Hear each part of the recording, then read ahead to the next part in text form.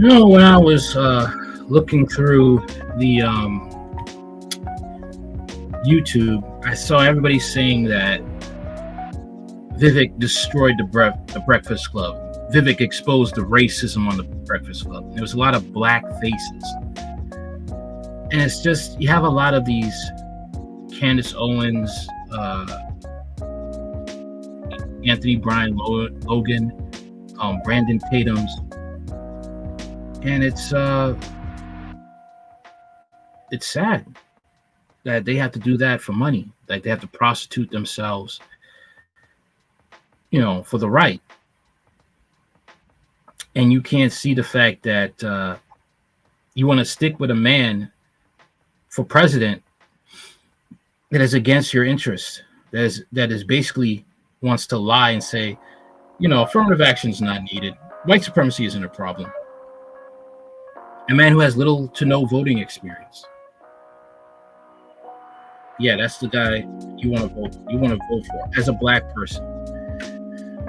And the man can clearly showing you that he's a clown, that he's a puppet for the right that wants to erase affirmative action and wants to have every black person, as well as other minorities, working a plantation.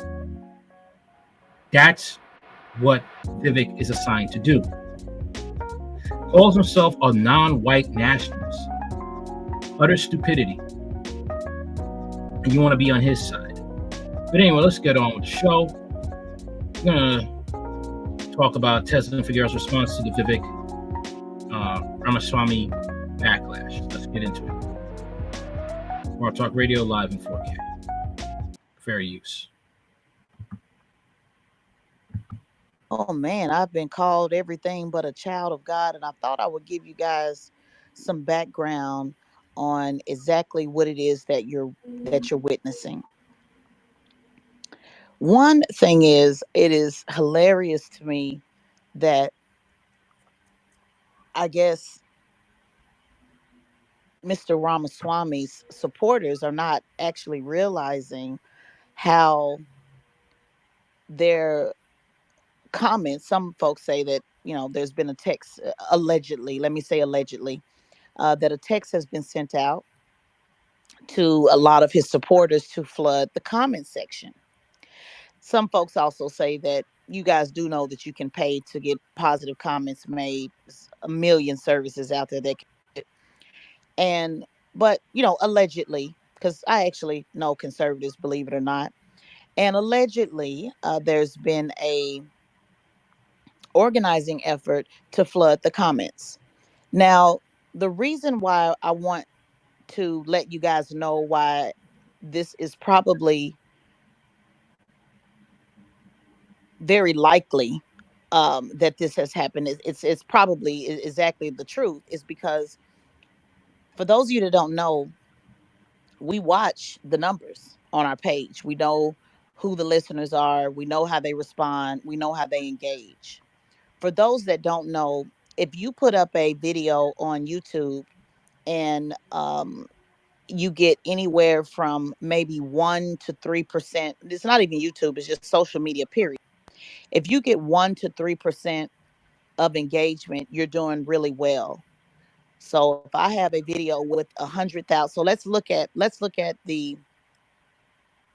Hold on a second.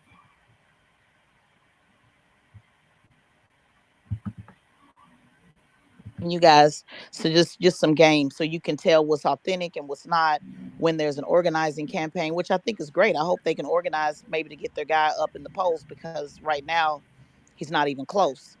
But I just want to give you guys some game. So the interview is 152,000. Why would people want to side with somebody that doesn't even like hierarchies? That he says he has a company, and but he doesn't like hierarchies. He should run a company. Doesn't make any sense.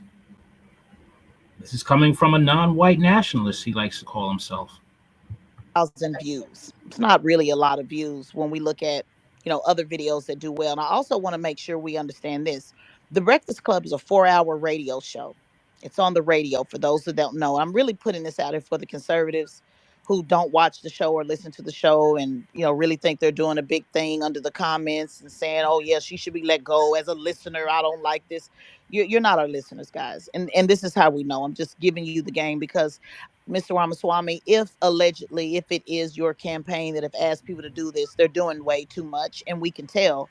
But I want to use it to my advantage to help you organize, and I really am proud to have the most engaged not only comment section for the week. It looks like we're going to beat all political interviews. So let me show you, and that's actually a plus to me, guys. In case you guys haven't figured it out yet, if you're so smart, but in case you haven't figured it out, so just to give you guys some social media game on how this work and how campaigns work is, the key is to make sure that the message is reiterated in the comment section over and over and over and over. And one thing I'll tell you about conservatives, they do this really well. And the reason why they have to do this the way that they do, first of all, conservatives stay on message. They'll beat that message in your head over and over and over and over and over and over and over until the point that to really make you believe, well, maybe there's some truth to it. For example, over and over and over, they stole the election, they stole the election, they stole the election, to the point that folks believed it enough to go storm the Capitol.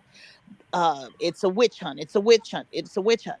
Conservatives do a amazing job, which I think Democrats and liberals could stand to do better, of messaging over and over and over. They pile on over and over and over, kind of like how they piled on everybody when they stormed the Capitol. So, and they do that because the majority of people in America are either moderate or liberal. So it's not a lot of conservatives as you would think, but they make the message appear louder. They make it appear as if there's more of them than it is moderates or liberals or far left or whatever you want to call them, because they have to be louder and they have to be stronger, because it is literally, from a number standpoint, it's not enough conservatives. So the key is go in where you can appear louder, and social media is a great tool to do that, which is why Trump has, thank you, Sonnie, for joining me. I'm going to pull in Sonnie Conservative because I know she wants to talk to you guys as well. Um, but I want to wrap this up and explain what you're seeing on social media. This is just communication knowledge. So the goal is I have to make my message as loud as possible and do the most on social media, because that's the only way to get the message out. And conservatives, again, do it well. This is how you know that these are not our listeners. This is how you know that allegedly I heard a text was sent out in the conservative database, conservative, you know, groups to say, pal into the comments. This is how they're telling on themselves. We have 152,000 views on my interview. This morning, actually, it was 15 last night. It was 15,594. Just a minute ago, it was 16,594 to the T. Now it's 16,600. So just since I've been talking to you, it's been extra 50 instantly. When you look at the times that people are posting, like back to back to back, like look, I'm looking at, I'm reading to you guys. You can't see it because I'm not on a video, but literally 11 seconds ago, racist do exist. This shows approve it. 19 seconds ago, this girl needs an education. 25 seconds ago, the Breakfast Club need to stay away from politics. 30 seconds ago, uh, America's not false. Federal Reserve is literally a country. 43 seconds ago, not all black people are dumb. She's dumb. 57 seconds ago, dumb. See dumb. A picture should be by her. Guys, you're telling on yourself. You're literally telling on yourself. Because at best, this interview, based upon this being a 4-hour entertainment show with 8 million listeners, 20 million on the podcast, on a good day, 3%, we should maybe be getting 3 or 4,000 comments engaged. You guys are doing the most.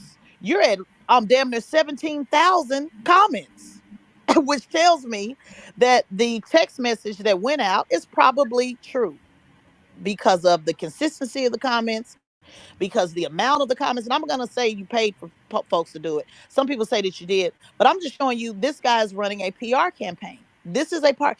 For those of you that don't know, I run Tezlyn Figaro Communications Group. So I actually do know how PR campaigns work. I worked on 527s. That's a pack that does this type of stuff to get people elected, to basically create campaigns that are designed to go against the opponent. I literally have done this. So I know exactly what it looks like. And you guys are overdoing it. You're telling on yourself. So whatever you think you're showing me, you're not. But I actually now I'm excited about it because I'm excited to see you organize in this way. I want to beat Joe Biden's comment section, which was only 24,000, by the way. Join large scale.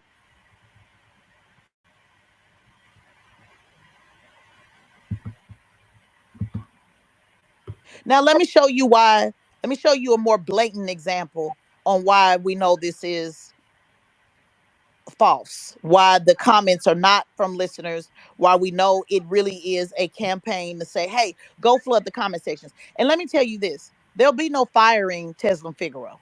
I just want y'all to know, stop with the she shouldn't have a job. I'm not Don Lemon.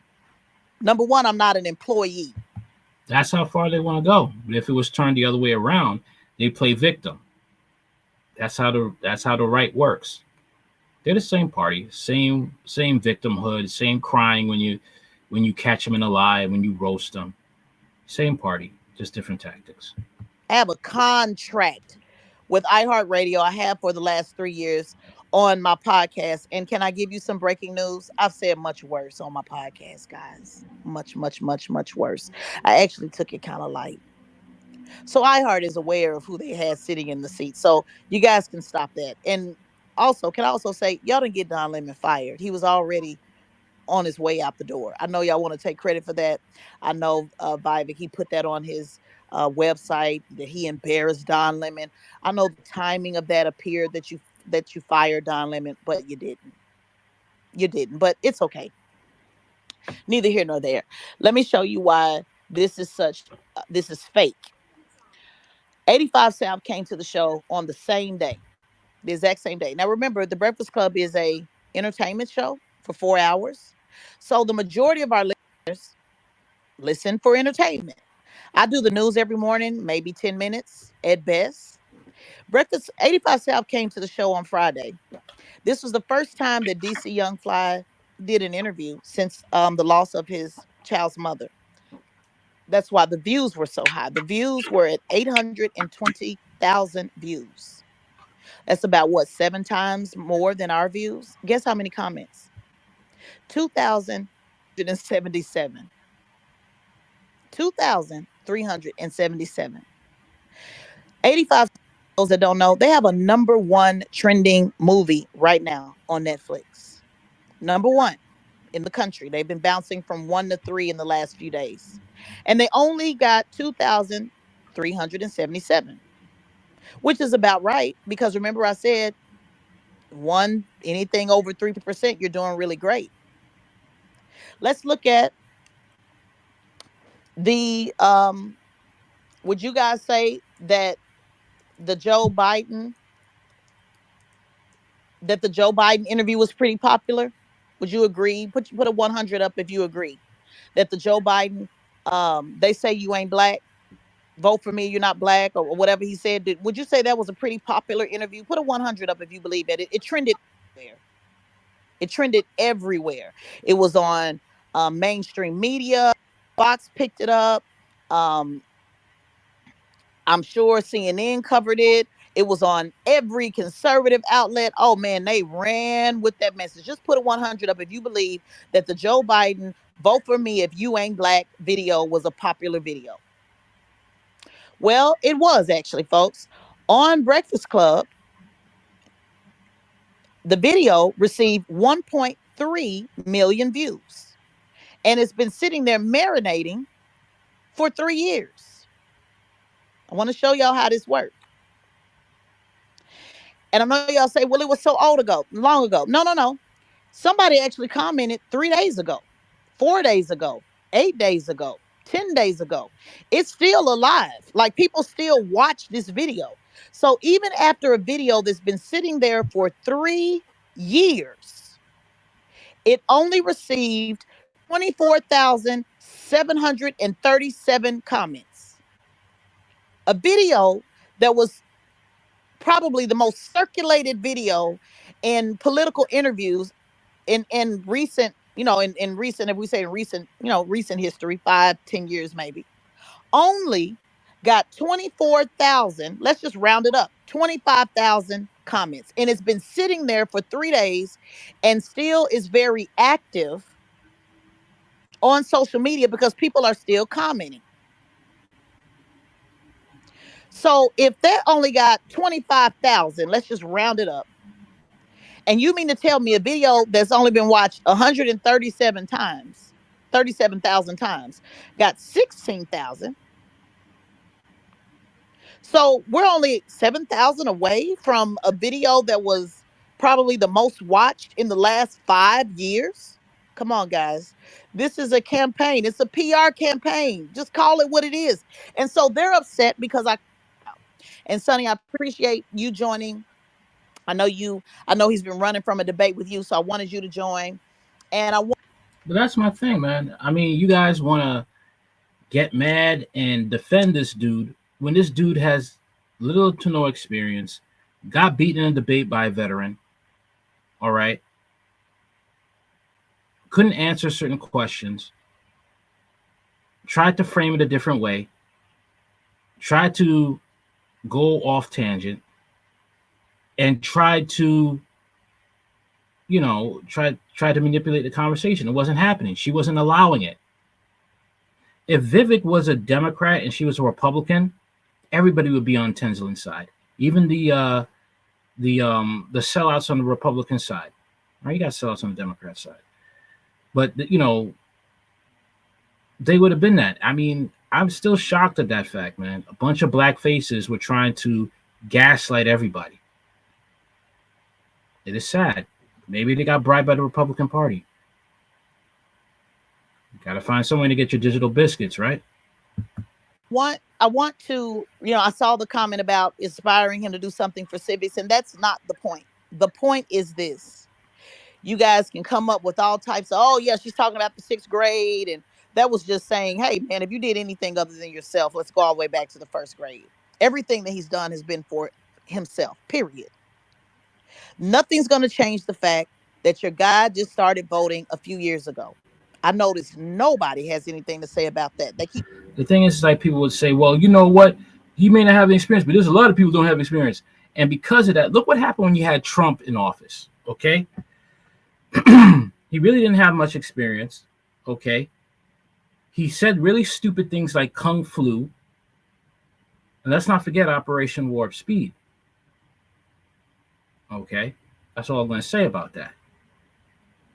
And plus, he said stuff about affirmative action. Oh, it's great that it was taken away. Now we go on a merit-based system. And we all know what's happening now with affirmative action being taken away. 4 black women from very good jobs have been given the boot. Okay? Now you have Asians fighting like hell, fighting against discrimination in tech jobs and being admitted into top colleges now. GOP is taking away scholarships for minorities. And Vivek says, we don't need affirmative action. Yes, you do. Because your own people are catching hell right now. So we can see that Vivek is a clown. And like she said, it's probably a PR stunt.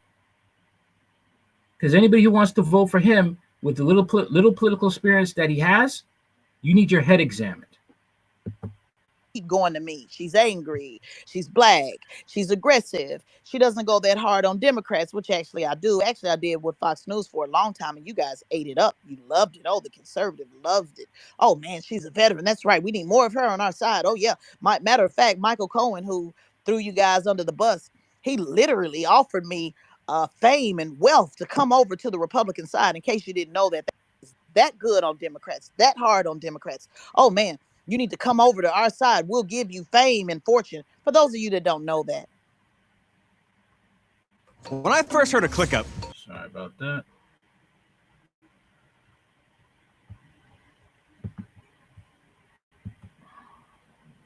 when I would go against Democrats and liberals and actually tell them to be quiet when I'm talking, far more rude than what y'all say I did here. Oh man, they ate it up. That's the type we need, tough and smart and da da da da. They ate it up. So guys, I know how conservatives move. I know how Democrats move too. You only like it when I'm on your team. 100. We're in a team sport. I get it. I've been doing this a long, long, long time. You wanted me to sit up there and talk about race. You wanted me to bring up something about race. You could say, oh, look, she's a racist. She's always talking about race. You wanted me to go back and forth about the Civil War. You wanted me to go back and forth about his policies. Man, I am amazing. Lucas broke it down perfectly. You wanted me to get into the capitalism conversation. You wanted me just go back and look at the interview. And he said, well, Charlamagne, I believe capitalism is the way. And Charlamagne said, well, say capitalism is bad. Well, tell me more, Charlamagne. He wanted to, this is a Harvard and a Yale Law School grad. He wanted the debate about things that he's comfortable debating about. I brought up the one thing that was not debatable, which is you have not participated in democracy until the last few years. And you are requiring, the only reason why I brought a military guys is because he is requiring that in order to participate in democracy. The man said, if you cannot pass a civics test at 18, which even though you take civics all throughout high school, then you need to go serve in the military for 6 months or a first responder. That's the only reason why I brought it up, because it was relevant to the argument. He has not done either of those things. And you guys are missing the point. You're allowing them to pull you into the minutia of every other topic. Was I angry? Exactly. Exactly. That's what he was doing. He was trying to get her off topic. And she held him down. It was a wrestling match in a debate, and she pinned him. And Republicans didn't like that. And you saw all the white conservatives and their bootlickers with, with black skin that were getting mad and trying to get their validation. It was pathetic. I know what I saw. Anybody with a brain saw what I saw and realized she beat him down in that debate. But they're comfortable with a man who lies and wants to be the leader of the free world. Was I aggressive? Did I do something in the 6th grade? Oh, he did something. He sold a pharmaceutical. He created FDA. He this, he that, he did it. Oh, he did far more than what you did in the 6th grade. I'm not falling for it, guys. I know how you do. I'm really good at this. Believe it or not, you can't make me think that I'm not. You know how I know that I am? Because you guys are literally organizing a campaign in the comment section. I made you organize. Round of applause. Round of applause for you exercising your comment service duty and getting busy in the comment section. And now I can say with my chest that one question, that one interview, we're on track to beat Joe Biden's comment section. And conservatives, I think you can do more. I think you can do more. I will be disappointed if we don't beat the 25,000. So send out another text. Don't waste the comments on Twitter. Don't waste them on TikTok. Go to the YouTube comment section. I'm literally asking you to do it. Follow the lead of a black woman and go to the comment section and get busy. Because in case you guys don't realize it, that's actually how this works.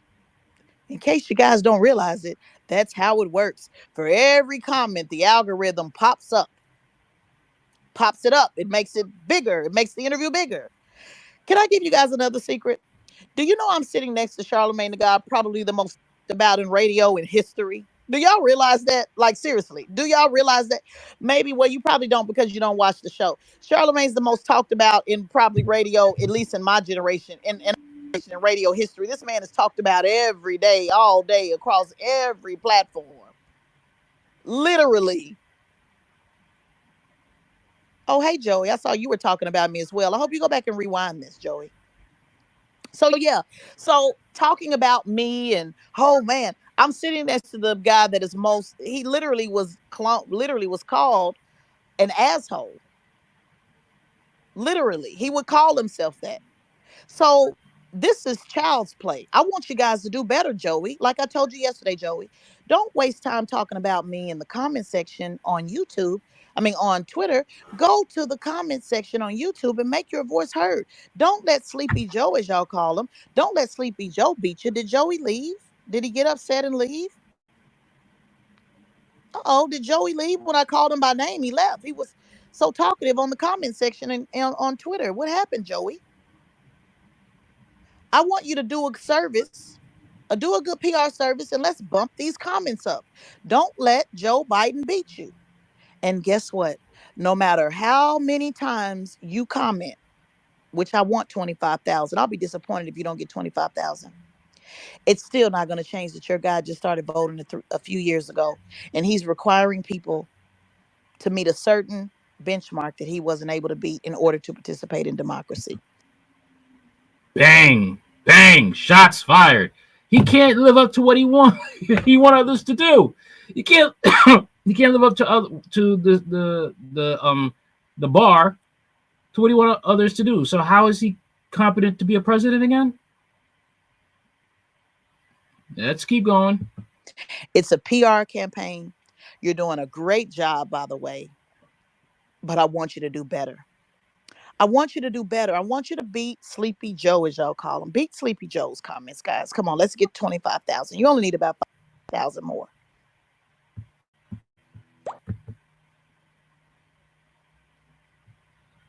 Oh man, Sucker is hilarious, man. It's freaking hilarious. Oh boy. Bring in Sonnie Johnson, who, from my understanding, you guys have been avoiding talking to her. So what I do is I like to use my platform, since I'm getting you all upset. This is what I've done for years, by the way. I like to use my platform to shine a light on others, something that your guy doesn't do ever. So let me pass the mic on over to Sonnie so she can say whatever it is she wants to say. And I'll keep doing this every day, all day. We're all going to ride this. Let's make sure that we capitalize off this moment, guys. You are big mad. I want to help you get a little bit madder. And then I want to turn it over to other conservatives that have some things that they want to get off their chest so that we can use this time wisely. Good morning, Sonnie.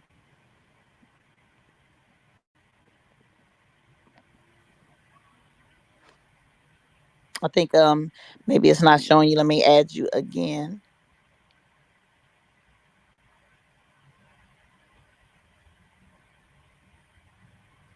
Send me another request, Sonnie, because I did add you to speak and then it somehow went to listener.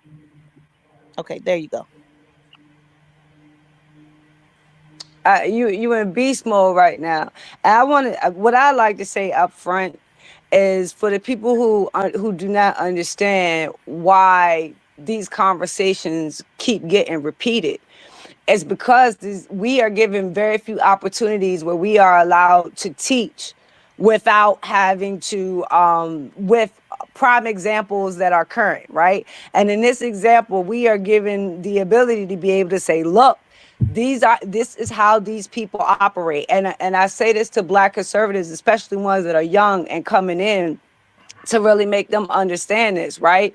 So when you say this shit that give them white Republicans a tingle up their leg, and then all of a sudden your Twitter followers start to skyrocket, and then you get, you know what I'm saying, you start feeling a little uppity about yourself. All of that is pre-planned and predetermined. They do that on a regular basis just to make sure that they can have more Black faces saying the stupid shit that they want to hear, and then they can use you as an example as to why it's okay for them to follow along with the dumb shit you say. So that's why, if you notice, the majority of all of those accounts that grow from like 0 to 25, 30,000, they all grow extremely fast because they get in there with them.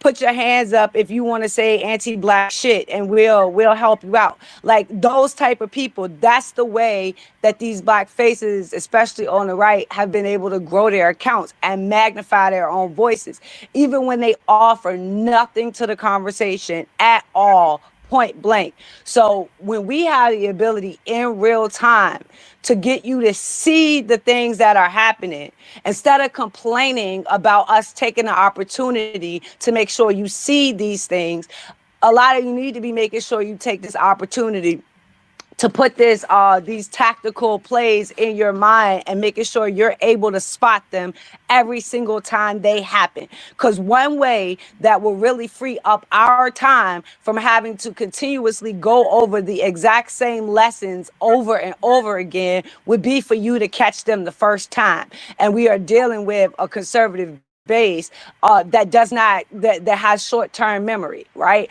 So they can have something fucked up happen and they'll forget about it one news story later. So when we are trying to teach something about this process, we should not be getting so much blowback just for exposing what is there. We didn't make the fucking rules, right? We didn't create this. We didn't design this shit. We only know that we got to operate within it. So when we showing you the rules and how the game is played, it'd be nice to have a lot less bitching and a lot more learning. I heard that. Now, just for those, because I am gonna upload this on the podcast, and I want to make sure that people hear it, just so folks know. For those who are saying, "Oh yeah, she definitely talking about me. She wouldn't do that to a Democrat." Actually, I am. I go really hard, and I've been knowing Sonnie since probably about 2009. And so this has always been my style of interviewing. It's always been my style to call things out. I've always taken heat from Democrats and conservatives when I hurt their feelings as well. And so Sonnie has always been a conservative. I know plenty of conservatives, guys. So it has nothing to do with, you don't like conservatives. I sat on a talk radio program in Orlando for years. He doesn't like to call himself conservative, but he leans to the right as well. So there's never been a problem with conservatives. What the problem is, though, I called out this grifting campaign. And if you are a true conservative, like Sonnie Johnson talks about all the time, you should be supporting people that are actually true conservatives. So I want to ask you, Sonnie, what is it? You also challenged Mr. Ramaswamy to a debate as well. Can you explain that and why conservatives don't want to have conversations with you? Oh, I didn't challenge him. He Okay. went out and he was talking shit about black people. So as soon as he started fixing his lips to start talking about us, I thought that I needed to be talking about him as well. What's good for the goose. So when I started calling him out and checking him on his bullshit, he came and said, "Oh, I'm open to debate. I'm open to conversations. I'll have this conversation with you, Sonnie." Wow, that's what he did. That is. Okay, cool. I'm down. Let's go. He didn't even know the person. He. Oh man. So you see the cowardice, and he's a clown.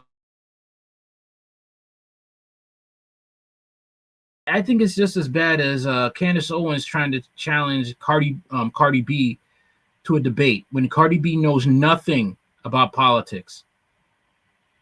Vivek knows nothing about politics. He just started voting in 2020. Okay? And you want to pick fights with people who have been in this game longer than you. Why is he presidential material again? Go. So, somebody got in his ear from his campaign or in his network that told him that that was a bad fucking idea, and that interview didn't come to pass. So I will say, for one thing, he got a couple smart people around him because they made sure to protect his ass from what I was going to do to him. But secondly, it shows you again that everything he runs on, when it comes time to put the pedal to the floor of the shit that he's saying, then you see him act a different way. So he's all open for debate. He's all open for these conversations, but he wants to have these conversations with people as far on the left as he possibly can, because Mm-hmm. it's easy to have those conversations because they won't have nuance. Like you said, you can Mm-hmm. shape, you can direct, you can make it about race, you can make it about class, you know what I'm saying? You can decide how to shape that argument. But when you are dealing with another conservative that is going to question and nuance your conservatism. That's when they get smart and say, no, you don't want that. No, they don't want that conversation. And that's what the majority of all of them, where all of them stand. Because if you take a real conservative and put them up against these people will be exposed for the frauds that they are. And this is why they run from conversations with people like me. And I would say, just like Tree of Logic, you know, Candace Owens don't want to debate Tree of Logic. She doesn't, because Tree of Logic actually knows what she's talking about. I don't agree with everything she says, but she knows what she's talking about. And basically, she would eat Candace Owens alive. People like in this room right now, like Denise as well. Wouldn't even want Son. She wouldn't even debate Sonnie either. She ain't debating Sonnie Johnson. That's Sonnie Liston in a female body. That's why. Ah, man. Those people that know historical context, that know policy, that have a connection with the Black community, that understand our culture, that understand our faith, that is not trying to run away from Black people, right? Those are the people they don't want to fuck with. Because once you see us, once we get to going, then everything they are, all their falsities, all their hypocrisy, all of that shit will be shown for what it is. And that is why they run from us. Absolutely. And let me say this. I am very well aware. Let's just go ahead and put it on the table. When he came to the Breakfast Club, his expectation was not to see me on the monitor. Just so you guys know, Joey. Why does Joey? Well, Joey, why do you keep leaving? You keep popping in and coming out and leaving. Surely you're not being a snowflake. You had so much to say on Twitter. Stay in, buddy. Pull yourself up by the bootstraps and listen to the conversation. They weren't expecting to see me as well, because the show is actually DJ Envy and Charlemagne. So let's just be real. His plan was, I'm just going to go down to this little hip hop, little Black Negro show, and I'll just, pop in and say, well, this smile. And Amazing Lewis broke it down play by play. I'll just come in and talk over their heads and, talk a little bit about how I want to change the country and how we need to all unite and da, da, da, da. It was supposed to be in, talk down, talk to, and leave. Until I popped in and threw the game all the way off. That's basically what it was. Indians are very racist against Blacks.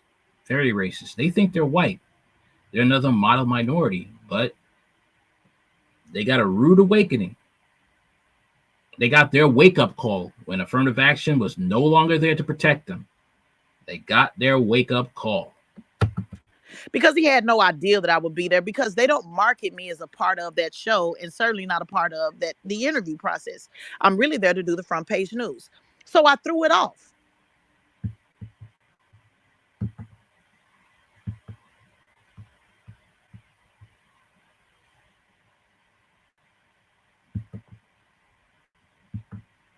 And when he came in and said, oh, okay, hello, it was all over his face. It also was all over his face how shook he was at the end of the interview. So y'all guys, you didn't see that part.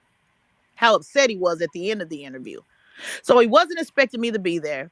He was coming in, like Sonnie said, to what he presumed was probably liberal or left, even though you guys got to make your mind up. 1 minute y'all say Charlemagne is a conservative.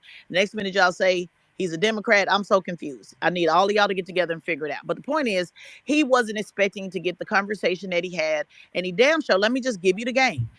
Go look at his interviews on CNN, MSNBC, Fox News. They always ask, hey, people say you don't have experience. Tell us why people should vote for you. His answer is the same. Well, we need somebody from the outside. We need an outsider. We need somebody that's not a part of the process. We need somebody that's not a part of the bubble. In fact, he said that to Charlemagne in the very beginning. If you go back and watch the interview, for those who say I overtalked, I didn't say anything. Need somebody on the outside. Somebody with no experience? No, that don't make no sense. That doesn't make no sense. Would you want somebody with no experience trying to fix your car? No. You wouldn't want a mechanic with no experience trying to fix your car. You want somebody with experience. Come on now. for about the least 10, 15 minutes of the interview. I came in towards the last. It was just the most powerful that pissed you guys off the most. So actually, he talked for a good minute before I said anything at all. It wasn't until Envy said, "Hey, Tez, I'm sure she has some questions. Come on in." And when I said something, and I literally just asked one question and kept trying to give it back, saying, "I'm gonna give it back to Charlamagne. I'm gonna give it back to Charlamagne." He kept coming back to me, wanting the last word to, like Lucas eloquently said, to reframe it, to reframe the argument, to change the narrative, and to go on. The problem is, I wouldn't let him do it. That's the real. Exactly. That's why all these white Republicans got mad, calling her, "Oh, it's all about race. It's all about this. It's all about that." No. It's a debate. He couldn't answer the question properly, and he tried to twist it, manipulate it, and she wasn't having it. That's how it goes down in a debate. This is why you need affirmative action, because you can't trust racist whites. Can't trust them. And you can't trust their toys either. Toys like Vivek Ramaswamy. Real problem. You guys are upset because I wouldn't let them do it. When we were talking about sixth grade, I was being facetious, saying, "Hey, have you done anything at all? I'm begging anything. Crisscross applesauce, fire drill leader, lunch cafeteria leader, something." I was being just saying that you haven't done anything for anybody other than self. And I'm not impressed by people that do things for self. I had a business as well, or profit business. I had 300 employees as well. I know the difference between me volunteering my time outside of that business, or me even putting that business up for criticism when I stood up for the NBA lockout in 2011. I know the difference. And he failed the test because it is the test that he is requiring. It's interesting, Sonny, they keep forgetting that part. Man is saying that in order to participate in democracy, you need to pass a civics test or participate in the military, be a first responder. Asked, was he able to pass the test that he is requiring? It's so interesting that they keep skipping. You guys can call me all the dumb and the aggressive and the all that you want. The bottom line is your guy didn't start participating until a few years ago. That's just the bottom line. And I noticed they conveniently go over that because you're pissed that I exposed him to be the grifter he is. It's just that plain and simple. So I know you keep cutting in. You keep cutting in and out. Okay. I hope it didn't miss. I don't want to repeat all, but no, let me know it's like we can make it out if you got common sense and you can put shit together, but it is cutting in and out. Okay. Well, is it better now? Yeah. Okay. The bottom line is, I won't even repeat all of that. The bottom line is they were coming to a hip hop show thinking that thinking that he was going to be the smartest in the room. And it's fine if he wants to be the smartest in the room. He was not expecting me to be there. He was expecting me to ask about his voting record, because even in mainstream media, they haven't asked that question. They've said, hey, somebody like you that doesn't have experience, what do you say to that? Well, we need somebody from the outside. We need somebody from the outside. Can I speak on that real quick about his answer and the fact that you need an outsider? This is, to me, one of the things that pisses me off, right? Because we learned a lesson on the right watching Trump when you have a problem, when you have a person that is an outsider that doesn't have any connections to the actual Republican Party. So when you hear him talk, he never, ever, ever can tell you what his interactions with the Republican Party will be. As president, you actually have to work with the political party. And his criticism is that the political party will not let him in. So we are Wait a minute. It won't let him in. So why are we supposed to eat? If they don't respect you, why should we respect you in even voting for you to be a president, to be the leader of the free world?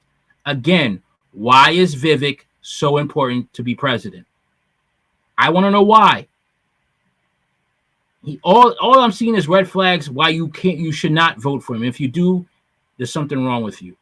Somehow supposed to believe giving him the presidency with a political party that does not accept his ass, that will not let him become a part of the process, that treats him as an outsider, Mhm. He's going to somehow magically make the political wheels turn the way that they are supposed to turn. So even in his assessment of that, where in the hell is his analysis of what is currently happening inside the Republican Party and how he plans to deal with the dysfunction, separation, and detachment that the Republican Party is now facing? So with this acknowledgement that you don't have any experience and So here's something to find out about Vivek, right? He knows he has no chance at becoming president. He simply wants to expand his business. Also, he doesn't own a pharmaceutical company. He did found a venture capital that specializes in medicine in medical science, which means they lend money to people who actually make drugs. His company is named Roviant, and the ROI, the return on investment, literally stands for all right. He also isn't a scientist. He does have a degree in biology, but not biochemistry, which he would need to actually create drugs. What is his former company? I'm sorry. What his former company does is buy failed drug patents from larger companies and sells those patents to smaller companies and funds the research in an attempt to get those drugs approved for a percentage of the profits if the drugs get approved. All that BS about making drugs that saves kids' lives is straight up made up. He had to step down from CEO of the Rovent because he put all his eggs in one basket and went all in on a drug that had already been proven to be useless and possibly even dangerous. When it failed, again, the company lost 75% of its value and had conveniently moved his money out of the company before it went down and was allowed to keep 7% of the stock. 7%.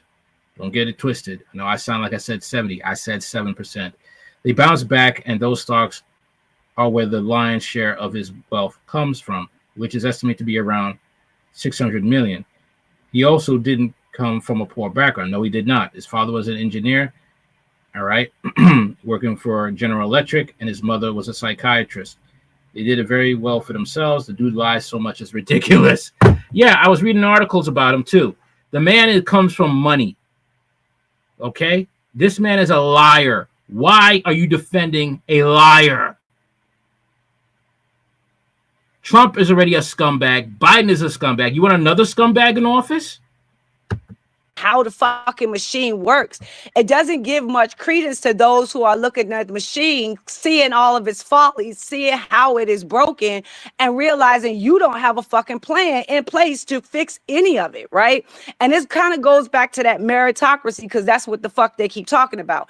That it is a meritocracy. That's how we operate in a meritocracy. Right now, the RNC doesn't have one single black fucking employee in the whole goddamn building. So you trying to tell me that all of these black faces you running around talking about how equal they are because that's what y'all believe, not one of them is actually qualified to be in your ranks. Not one of them is actually qualified to be in the political party that you say is so meritocratically slated. That same meritocracy that won't let your ass in. But for some reason, you never have to answer the question about how the Republican Party treats you specifically when it comes to you being a candidate. So like I said, he doesn't even have a single attachment towards the Republican machine. No respect, no honor, no connections, no relationships, no trust, no anything. And if we have not learned our fucking lesson, being people on the right wing, about having that total detachment, then like that we're going to repeat some very, very hard lessons over and over again, because that is not a recipe that actually works if you are trying to activate a political party. Insanity is keep doing the same thing over and over again and expecting a different results. And this is a great thing. You said Denise is Okay.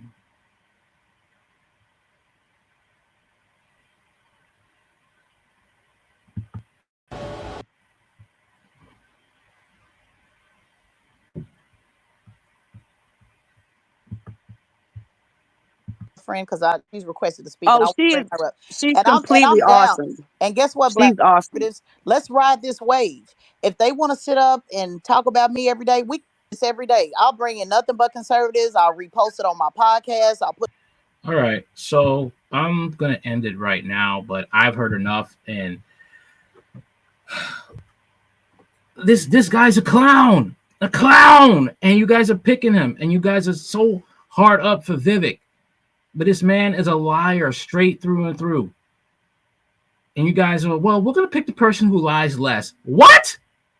That goes up with like, we gotta pick the lesser of the two evils. You're still picking evil. Just don't vote at all. All right?